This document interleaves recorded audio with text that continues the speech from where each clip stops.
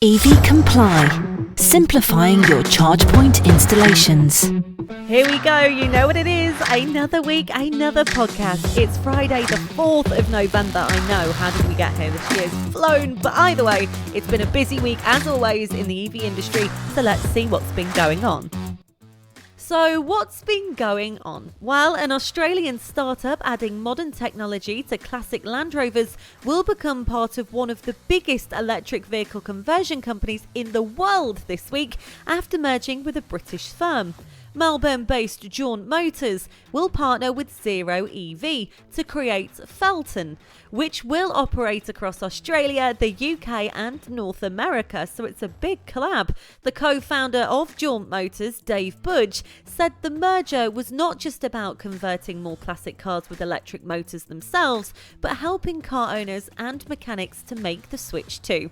Merged Australia-UK firm will convert Porsche 911s, Mini Coopers, Land Rovers and Land Rover Defenders into EVs.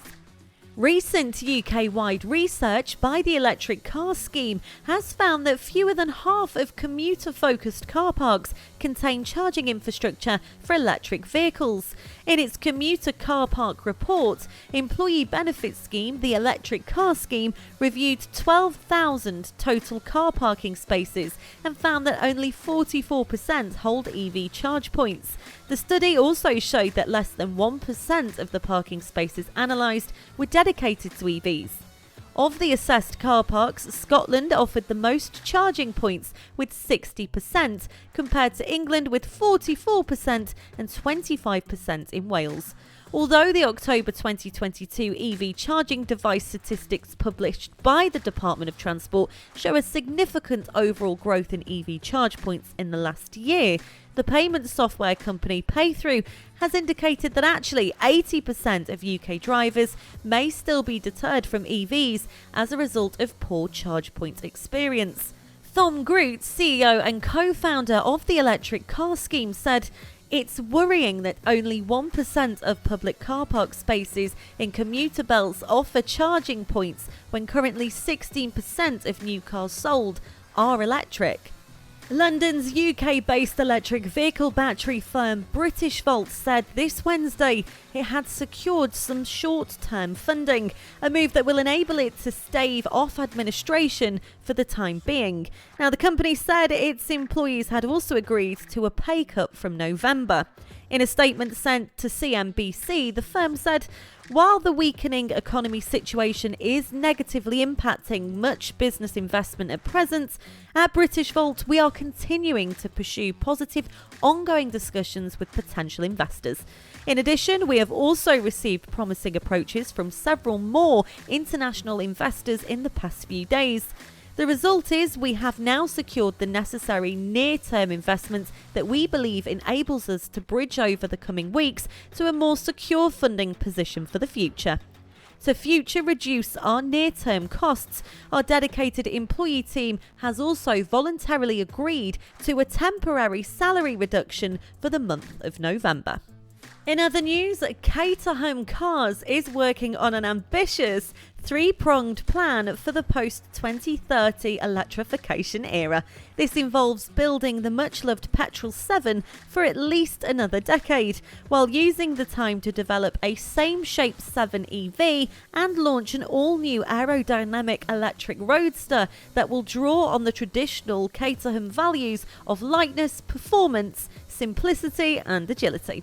Outlining the plan exclusively to Autocar this week was Caterham CEO Bob Langlishley. The firm last year built 500 cars and sold 670, the extras adding to a waiting list that now runs to about a year. In the short term, he wants to expand the company's traditional annual output of 500 to cover those extra cars at least, and has recently repurposed Caterham's former Crawley used car centre for the assembly of additional cars, alongside the main production line in Dartford, Kent. Speaking of areas, a BMW dealership in Lincoln has installed what is claimed to be the fastest EV charger in the UK. Lincoln BMW has installed two ultra-rapid ABB Terra 360 electric vehicle chargers that can charge an EV in less than 50 minutes. The new units will enable the team to add 62 miles of range in less than 3 minutes. Andrew Tully, who's the dealer principal at Lincoln's BMW, said, "We're excited that BMW drivers in Lincoln are the first in the UK to benefit from this latest charging technology." One of the Terra 360 units is actually on the dealership forecourt, whilst the other is by the 15-bay service workshop. Big news this week. Tesco have started charging EV drivers to use their supermarket charge points at all stores. They started this from the 1st of November. Now, the supermarket giant first announced it had introduced free chargers at 100 of its Tesco stores back in 2019. It was subsequently expanded to 500 stores in March of this year. Tesco says that as a result of its free chargers, EV drivers have enjoyed more than 86 million miles of free electric driving. The network was launched in by Tesco, Volkswagen and Pod Points, which plans to install around 2,400 charge points.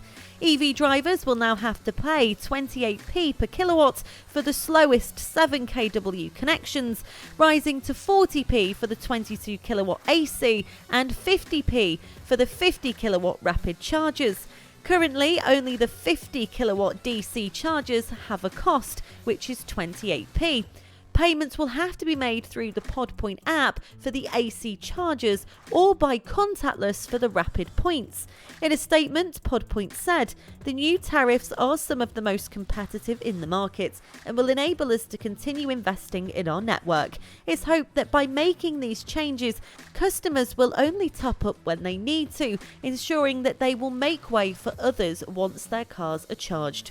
Revenues will help fund and expand the network, with PodPoint expected to meet its target of installing charging at 600 Tesco stores by spring 2023. Now, personally, I know a few are annoyed by this fee, but I mean 86 million miles of free electric driving hasn't been a bad deal, has it?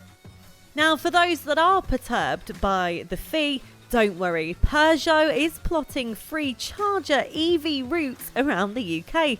More than a tenth of UK's 3,500 public chargers are free to use, and Peugeot UK has plotted a 2,688-mile journey around the coastline of the mainland to highlight the extent of the cost-saving infrastructure. Starting at Land's End, the route runs along England's southern and eastern coasts, up through Scotland via John O'Groats, before returning to Land's End through Wales using only free public chargers. The further distance between two free charge points on the route between Chelmsford and Sandringham is 168 miles, within the 225-mile range of the Peugeot E208. And even better news than that, UK councils are set to install more than 16,500 EV charging points over the next 12 months, which will double the number of public chargers currently installed by local authorities. Now, this is according to new data that was released this week. The research was uncovered by British Gas under a Freedom of Information request to more than 400 UK councils, of which 195 responded to all questions asked, revealed that local authorities have installed 16,680 EV charging points to date, with a further 16,563 planned to be installed over the next 12 months. So it's not all bad. And continuing the theme of free, the country's biggest ever free electric vehicle event took place last weekend at the Royal Cornwall Showground in Wadebridge. Cornwall Council said it hoped the show encouraged residents considering buying or leasing EVs. The council is installing 150 new EV charge points in council-run car parks. And some more good news. Chinese electric vehicle maker NIO has resumed production at its two factories in the eastern city after COVID-19 curbed and disrupted operations and delayed deliveries. Production is resumed at the moment, a company representative said this Thursday, declining to specify whether it was a full or partial resumption, but still, considering China is battling a rising number of COVID cases with tough curbs that have significantly disturbed businesses, it's great news for NIO and ultimately great news for the EV industry. Excitingly, Stellantis announced earlier this year its bold plan to go purely electric in Europe by the end of the decade, and Abarth will be among its first brands to lose the combustion engine. Kickstarting the EV onslaught will be an amped-up version of the latest generation Fiat 500, which is being sold exclusively as a zero-emissions model. Mind you, the old 500 is still around, of course, with its ICE engines, and the Abarth does keep pumping out new versions to keep it relevant, but the 2023 Abarth 500 EV has been Spied testing with camouflaged wheels. The Go Faster city car signals the start of Abarth's electric revolution, so it looks like it is happening.